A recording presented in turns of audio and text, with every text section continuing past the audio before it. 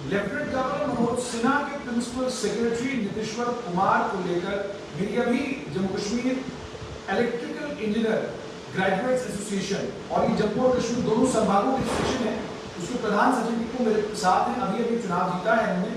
ये बात मुझसे कर रहे थे और ये कह रहे थे कि जो पीडीडी के हमारे प्रिंसिपल सेक्रेटरी हैं श्रीमान नीतीश्वर कुमार जी, वो पीडीडी मुलाजिमों का दर्द समझते हैं। अब वो दर्द कैसे समझते हैं, इसे समझते हैं। संजीव, पहले मुझे बताइएगा कि आपकी मांगे तो बहुत बड़ी है, लेकिन आप बड़े आश्वस्त हैं और आप कहते हैं कि जो पीडीडी के आप प्रिंसिपल सेक्रेटरी हैं नीतीश्वर कुमार, तो आपका दर्द, आपकी परेशानी समझते हैं। थैंक यू जुनेद साहब। डेफिनेटली पर्सनली नोट में मैं ये कहूँगा कि जब से नीतीश्वर कुमार सर आए as a principal secretary PDD, और उनके पास ऑलरेडी माननीय एलजी साहब का भी एक्सेस है, because he is the principal secretary to the governor also. तो उनके आने से जो हमारी रेगुलराइजेशन ऑफ इंजीनियर्स जो स्टेट एडमिनिस्ट्रेटिव काउंसिल ने 2019 में, अच्छा 2019 की स्टेट एडमिनिस्ट्रेटिव काउंसिल ने डिसीजन लिया था रेगुलराइजेशन ऑफ इंजीनियर्स इन 1, और ये इतना बड़ा बैकलॉग था 20-22 साल का जो क्लियर करना था, और उनके आते ही करीब 200 इंजीनियर्स जो थे 2017 तक जो चीफ इंजीनियर्स भी बने थे उनको रेगुलराइज कर दिया गया। यानी आपको कहने का मतलब ये कि वो चीफ इंजीनियर उनमें से कई रिटायर हो गए, लेकिन रिटायर वो असिस्टेंट इंजीनियर एक्सीएन के ग्रेड में, वही असिस्टेंट इंजीनियर और असिस्टेंट एग्जीक्यूटिव इंजीनियर के ग्रेड में रिटायर कर गए। अच्छा, इतने निचले ग्रेड में रिटायर हो, और आज की डेट में उनको एरियर्स भी मिले और पेंशन में भी इजाफा हुआ। तो ये क्यूमुलेटिव ये कब से हुआ? ये अभी 1 महीना पहले ही रेगुलराइजेशन के ऑर्डर को लगातार 200 लोगों के इंजीनियर्स जो कि एज एडब्ल्यूज सब्सटैंटिव कैपेसिटी में थे और ऑपरेटिंग कैपेसिटी में चीफ इंजीनियर्स बने थे। अच्छा, वो सब रेगुलराइज हुए। और हमारा जो सिटिंग इंजीनियर्स है, अभी जैसे हमारे एग्जीक्यूटिव डायरेक्टर जो बैठे हुए हैं या चीफ इंजीनियर, वो सभी एई। अच्छा, सब्सटैंटिव कैपेसिटी में वो सभी एई। अच्छा, अभी वो असिस्टेंट इंजीनियर की पोजीशन पर है, जबकि वो चीफ इंजीनियर है। उन्होंने एग्जीक्यूटिव डायरेक्टर भी है, तो वो भी असिस्टेंट इंजीनियर, तो तनख्वाह वो ले रहे हैं असिस्टेंट इंजीनियर। तो एसएससी का ये काम कर रहे हैं चीफ इंजीनियर का, एग्जीक्यूटिव डायरेक्टर का, एससी का, सबका, तो जो भी वो एग्जेंट्स हैं वो भी जेई बने हैं। सब्सटैंटिव बना है, सब्सटैंटिव कैपेसिटी में वो इसमें जेई है बिल्कुल। और तनख्वाह जो विभाग में आखिरकार ये चल क्या रहा था, ये इतनी देर से 20-22 साल जो है रेगुलराइजेशन में इतना काम नहीं, लेकिन अभी जैसे नीतीश्वर कुमार सर आए हैं और हमारे जो एचआरएम के एडिशनल सेक्रेटरी कॉम्पिटिशन उनका भी अच्छी पकड़ है रेगुलराइजेशन मैटर्स पे, और उनकी क़यादत में ये जो इतना बड़ा बैकलॉग क्लियर हुआ है। और आज भी हमें अभी एक इनपुट आया है कि अकॉर्ड कमेटी ने जो सिटिंग इंजीनियर्स थे उनका भी प्रपोजल वेट किया है, और वो प्रपोजल अब एस्टैब्लिशमेंट कमेटी में जाएगा, क्योंकि एस्टैब्लिशमेंट कमेटी में ऑनरेबल एलजी के चीफ सेक्रेटरी साहब होते हैं और बाकी डिपार्टमेंट्स के भी सेक्रेटरीज होते हैं। तो वो एम्पावर्ड कमेटी में नीतीश्वर कुमार जी का होना बहुत ही हेल्प करता है, क्योंकि अल्टीमेटली जब एक हाईएस्ट डिसीजन मेकिंग बॉडी में भी हमारे प्रिंसिपल सेक्रेटरी साहब इन्वॉल्व है, तो हमारे जो है ऐसे इश्यूज बड़े एक्सपीडिशियसली हो जाते हैं। तो यही सुनने अभी मेरे को इनपुट आया है, जो हमारे सिटिंग इंजीनियर्स का प्रपोजल था अराउंड 800 इंजीनियर्स, और मतलब डिफरेंट पोजीशंस पे अगर देखे जाएं तो 1600 हेड काउंट होता है वो रेगुलराइज कर दिए जाएंगे, क्योंकि उनका जो प्रपोजल डिस्कशन में था पिछले 2-3 महीने से वो अब थ्रू हुआ है, तो it is going to be place shortly before establishment committee. यानी आप ये मुझे कह रहे हैं, और ये जानकारी सभी जनता तक जा रही है आपके जरिए, कि 800 के करीब ऐसे इंजीनियर हैं जिनको जिस पोजीशन पर होना चाहिए था वो उस पोजीशन पर तो थे, लेकिन उस पे एंड ग्रेड के साथ नहीं थे जिस पे ग्रेड के साथ उनको वहां पर होना चाहिए था।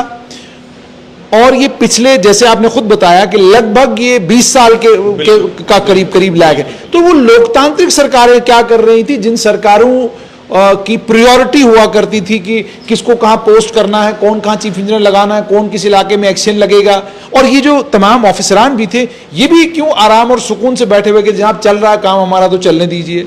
देखिए, एक्चुअली एडवोकेज्म जो था वो काफ़ी देर से चल रहा था डिपार्टमेंट में, लेकिन रेगुलराइजेशन के मुद्दे पे जब से मतलब ये ऑनरेबल एलजी साहब की सरकार आई है, इन्होंने पहले भी, जैसे सुब्रमण्यम साहब थे, चीफ सेक्रेटरी साहब थे, तब से ये स्टार्ट किया गया कि जो इंजीनियरिंग डिपार्टमेंट्स में एडवोकेज्म है और इसमें जो रेगुलराइजेशन के कंसर्न्स है इनको एड्रेस किया जाएगा। और इसी के मद्देनजर एसएससी डिसीजन भी लिया गया था पहली बारी 2019 में, तब भी एलजी गवर्नमेंट, सत्यपाल मलिक की गवर्नमेंट थी या मुर्मू साहब की? आई थिंक सत्यपाल मलिक साहब की गवर्नमेंट थी 2019 में। तो वहां से ये शुरू हुआ प्रोसीजर, और आज एटलीस्ट इनके कार्यकाल में मुझे लग रहा है कि इट विल बी थ्रू। अगर ऊपर 800 इंजीनियर जो है वो रेगुलराइज हो जाएंगे, बिल्कुल होंगे, और आज की डेट में ये सबसे बड़ा स्टेप होगा, क्योंकि आप देखिए आज की डेट में जो एग्जीक्यूटिव डायरेक्टर भी हैं या चीफ इंजीनियर, वो सभी असिस्टेंट इंजीनियर्स की सैलरी ले रहे हैं। अच्छा, तो उनकी सैलरी हर मंथ की जो है वो कम ले रहे हैं, और इवन ऐसा हो जाता था कि अभी जो उनमें से रिटायर हो रहे हैं वो सब एईज की पेंशन पे चले जाते थे। मुझे एक चीज और बताइएगा कि आप इंजीनियरों को क्या शौक है? मतलब आप हैं एक्सियन, होना चाहिए आपको एक्सियन, लेकिन हैं आप जेई, तनख्वाह जेई के ले रहे हैं, तो टोर बड़ी जबरदस्त होती है, गाड़ियां वाड़ियां ये वो सिलसिला, तो कभी बुरा नहीं महसूस होता कि जनाब हम जेई हैं, सरकारी हैं और हैं एक्सियन, लेकिन अभी तक हमको जेई रखा गया है? ये वजह क्या है? मतलब इतने कंफर्टेबल कैसे आप हो सकते हैं अगर आपकी प्रमोशन नहीं हुई है? देखिए सर, कंफर्टेबल तो नहीं है, हमेशा परस्यू करती आई है एस्पिरेशंस, तभी एस्पिरेशंस एक्टिव भी है, वाइब्रेंट भी है। अभी हमारे लोगों की एस्पिरेशंस है, तभी हमारे ऑर्गेनाइजेशन इलेक्शन जो है आज भी लगातार 1972 से किए जा रहे हैं, और आज भी हमारे लोगों का विश्वास है एस्पिरेशन पे, तभी जो है आज परस्यू भी हम उसी विगर के साथ कर रहे हैं। अब जब गवर्नमेंट कोई रिस्पॉन्सिबिलिटी देती है, आप डिनाई नहीं कर सकते।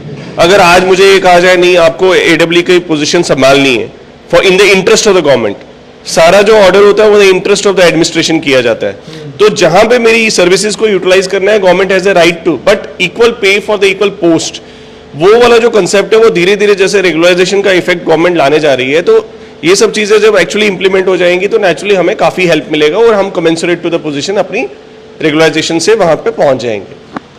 लेकिन आपने मेरे बेसिक सवाल का जवाब नहीं दिया, लेकिन मैं फिर आपको घुमा के वहीं लाऊंगा। मुझे ये बताइएगा कि ये भी सुनने में आया है कि जो प्रधान बनते हैं अलग अलग एसोसिएशनों के, मैं किसी एसोसिएशन के ऊपर इल्जाम नहीं लगा रहा, ना आपके एसोसिएशन के ऊपर इल्जाम लगा रहा हूं, लेकिन लोगों के बीच में एक मान्यता है, लोग बात करते हैं, कहते हैं जो प्रधान बनता है वो बस फिक्सिंग के चक्कर में रहता है, उसको बाकी मुलाजमों के मुद्दों के साथ कोई लेना देना नहीं होता। वो कहता है भाई मेरे 4 दोस्त, 5 मेरे कलीग, 5 मेरे साथी जो है एडजस्ट हो जाने चाहिए अच्छी डिवीजनों में, कोई फलां डिवीजन मिल जाए, फलां डिवीजन मिल जाए, ये सब कामों में लगे रहते हैं। जो असली काम उनका है, जो रेगुलराइजेशन की आपकी डिमांड्स हैं, सिस्टम के अंदर डिसिप्लिन होना चाहिए, वक्त पर तनख्वाह मिलनी चाहिए, आपके डेली वेजर हैं उन तमाम के इशूज एड्रेस होने चाहिए। क्या आप भी ये मानेंगे कि ये आपके कार्यकाल में ये सारी चीजें शुरू हुई हैं, या इससे पहले भी होती थी, हमें दिखती नहीं होंगी? देखिए, मैं अपने प्रेडिसेसर्स को भी ये श्रेय देता हूँ कि कहीं ना कहीं हर एक ने कुछ स्टेप लिए होते हैं, तभी कोई चीज़ यहाँ तक पहुँचती है। हाँ, प्रायोरिटीज़ अलग अलग टाइम पे अलग अलग होती हैं। जो मेरे को लास्ट 2 ईयर्स से, मैं पहले as a general secretary Jammu province JNK का पूरा जनरल सेक्रेटरी था, प्रेसिडेंट कश्मीर से थे, तो हमने बड़ा अच्छा कोऑर्डिनेशन में कुछ इश्यूज साथ लेके चले हैं, और उन इश्यूज में प्रोग्रेस भी आई। और मैं ये कहूँगा कि आपने देखा होगा कैसे हमने पूरे डिपार्टमेंट को एकजुट किया। जब दिसंबर 20 की स्ट्राइक हुई, तब भी जो हमारा ऐतिहासिक स्ट्राइक, बिजली बंद कर दी आपने पूरी दुनिया की। देखिए, बिजली बंद नहीं की, हमने अपनी अहमियत को अंडरस्टैंड करवाया कि अगर आप बिजली इंजीनियर, बिजली जो पोल पे हमारा डेली वेजर चढ़ता है, अगर उसकी सुनवाई नहीं होगी तो कितना अंधकार फैल सकता है।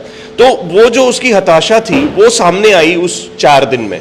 तो एक सदियों में ऐसी चीज होती है कि अपनी अहमियत को भी बताना बहुत जरूरी होता है। और मैं उससे अपने कैरेक्टर के बारे में आपको ये बताना चाहता हूँ कि अगर हमने अपने पर्सनल इंटरेस्ट देखे होते तो हम वो चीज़ शायद कभी कर नहीं पाते। और उसके बाद भी आज भी हम जो है हमेशा तत्पर रहते हैं कि जो हमारे लोग कहीं पे भी बाहर कहीं एडवर्सरीज में होते हैं या किसी भी तरह से पब्लिक में कोई ऐसी प्रॉब्लम होती है, तो हम जाके उसको रिजॉल्व करते हैं अपनी पोजीशंस को कॉम्प्रोमाइज करके। हमें ये नहीं है कि हम प्रेसिडेंट इलेक्टेड हो गए या कोई हो गए तो अपने 4 लोगों के लिए हो गए। पूरे डिपार्टमेंट के जो इश्यूज हैं हमने हमेशा टेकअप किए, आगे भी करते रहेंगे। और आज जो रेगुलराइजेशन का ये भी इफेक्ट है, क्योंकि ये सीरियसनेस ऑफ द एसोसिएशन ही होती है, वो किस तरीके से किस इशू को प्रायोरिटाइज करवाती है। अंत में मुझे ये बताइएगा अब कौन कौन से ऐसे इश्यूज हैं जो पेंडिंग है, जो सरकार ने अभी तक हल नहीं किए? देखिए, सबसे बड़ा इशू जो है ना अभी प्रमोशंस का है। उससे मैं आपको ये बताना चाहता हूँ, कंज्यूमर सेटिस्फैक्शन और कंज्यूमर ग्रीवेंसेस काफी ज्यादा रिलेटेड है। मेरे 110 AEE की पोजीशन जो है खाली है, जो सब डिविजन्स को मैन करते हैं। Sub division means around 50,000 consumers. जैसे एक डॉक्टर जो है कितने कंज्यूमर्स के लिए अवेलेबल है, इसी तरह से एक AEE जो है कितने कंज्यूमर्स को कैटर करता है। सिमिलरली हमारे अराउंड 200 एज की पोजीशंस खाली हैं। तो जो कंज्यूमर सेंटर पे आता है ग्रीवेंस लेके, वहां पे अगर 2 काम के लिए एक ही आदमी है, क्योंकि एक इंजीनियर के पास अभी एडिशनल चार्ज 3 है, तो एक इंजीनियर के पास 3 एडिशनल चार्ज है, तो 200 एईज का काम कोई ना कोई एग्जिस्टिंग 200 एई कर रहे हैं ना। सिमिलरली जो हमारे एक्सचेंज है, 25 divisions are headless right now. Similarly एससीज जो डिसीजन मेकिंग बॉडी होती है, 17 एससीज हमारे खाली है, चीफ इंजीनियर 7 खाली है, 7 चीफ इंजीनियर खाली है एग्जीक्यूटिव डायरेक्टर की रैंक के भी मिला के। तो मींस आप देखिए जेईज हमारे 350 की वैकेंसी है। तो जब तक ये लोग नहीं अपनी अपनी लेवल्स पे इनको लाया जाएगा, क्योंकि देखिए प्रमोशन भी एक बहुत बड़ा इंसेंटिव होता है। हमारे 2009 बैच के अभी भी 14 साल हो गए उनकी प्रमोशन को वो वेट कर रहे हैं। हमारे काउंटर पार्ट सिविल मैकेनिकल में उनके 2012-13 वाले भी 14 वाले भी बन गए, तो हमारे बड़े डिजेक्टेड फील कर रहे हैं अभी। तो मैं गवर्नमेंट से यहाँ से बहुत हम्बल और बहुत एक सबमिसिव अपील करना चाहता हूँ, काइंडली जो है ये जो जेईज है हमारे 2009 के स्पेशली पीडीडी के और एईज जिनकी फाइल ऑलरेडी जीएडी में गई हुई है, उसको काइंडली अप्रूव कीजिए। मैं नीतेश्वर सर से बार बार ये रिक्वेस्ट करना चाहता हूँ कि उनके जो एस्पिरेशंस है उनको एड्रेस किया जाए, और ये काफ़ी एफिशिएंट लॉट है जो आपको ग्रीवेंसेस हैंडल करने में हेल्प करेगा, जो आपके अभी खाली पोजीशंस है। तो ये स्टेप्स लेने से कंज्यूमर डिलीवरी इंप्रूव होगी, रिजल्ट्स आएंगे, रेवेन्यू इंप्रूव होगा, एटीएनसी लॉसेस कम हो जाएंगे, और सिमिलरली गवर्नमेंट हमें और एम्पावर करे, मैजिस्ट्रियल पावर्स दे थेफ्ट के ऊपर एक्ट करने के लिए, जैसे कि हमारे एडब्ल्यूज और एक्सचेंज के पास डायरेक्ट मौके पे चालान रिकवर करने के पावर्स हो। तो ये सब चीज़ें अगर करी जाएंगी जैसे डिफरेंट कॉर्पोरेशन में होती हैं, तो हमारी जो इम्प्रूवमेंट इन एफिशिएंसी होगी वो कहीं ना कहीं ऑल ओवर इंडिया हमारी जो है मैच करेगी। और इन्हीं सब स्टेप्स के लिए हम बार बार नीतेश्वर जी को अपील भी करते रहते हैं। और एक और इम्पॉर्टेंट स्टेप जो मांग है हमारी वो है एश्योर्ड करियर प्रोग्रेशन। देखिए स्टेट कैबिनेट 2017 में on the floor of the house budget में अनाउंस करती है assured career progression of engineers on the same pattern as doctors, on the same pattern as KS and police officers. आपको यकीन नहीं होगा कि सिर्फ पुलिस और केएस वालों का एसआरओ निकलता है, हमारा एसआरओ रोक दिया जाता है। तो हम बार बार गवर्नर साहब से अपील करते हैं, अगर स्टेट कैबिनेट ने उनके लिए भी फैसला किया, हमारे लिए भी कैबिनेट नोट सेम है, सिर्फ इंजीनियर्स का रोक के आपने उनको डीमोटिवेशन से बाहर निकालना चाहिए।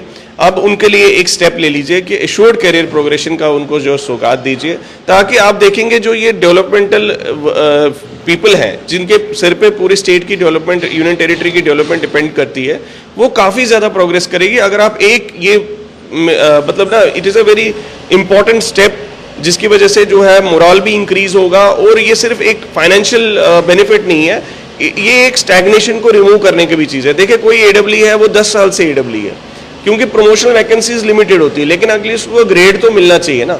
अगर वो एक जगह पे 10 साल से आपको कहीं एक ही सैलरी पे आप रहिए, सिर्फ डीए बढ़ेगा तो आपकी इंक्रीमेंट लगेगी तो बस उतना ही। लेकिन अगर आपको स्केल्स में रिवीजन होगा, जो कि हर कॉरपोरेशन में हर डिपार्टमेंट में बाहर होता है, और JNK में भी जो भी PSC से, जैसे मान लीजिए आप PSC से मेडिकल ऑफिसर लगते हैं तो आपको मिल जाता है एश्योर्ड करियर प्रोग्रेशन। अगर आप PSC से AE आए हैं आपको नहीं मिलता है। तो कितना बड़ा डिफरेंस है कि PSC से अगर आप इंजीनियरिंग फील्ड में आते हैं तो आपको एश्योर्ड करियर प्रोग्रेशन नहीं है, अगर आप वहीं मेडिकल ऑफिसर लगते हैं तो आपको पूरा assured career, even veterinary doctors के लिए भी है।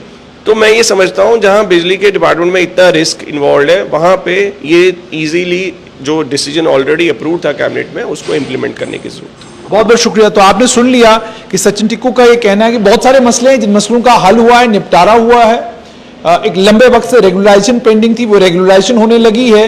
लेकिन सबसे अहम बात, अभी भी बहुत सारे ऐसे मुद्दे हैं जो बिजली कॉरपोरेशन में अभी भी मसला बने हुए हैं, उनको एड्रेस करने की जरूरत है, ताकि बिजली विभाग के जो कर्मचारी, बिजली कॉरपोरेशन के जो ये कर्मचारी हैं, ये और ज्यादा चतुराई और ज्यादा काबिलियत और मेहनत के साथ काम करें।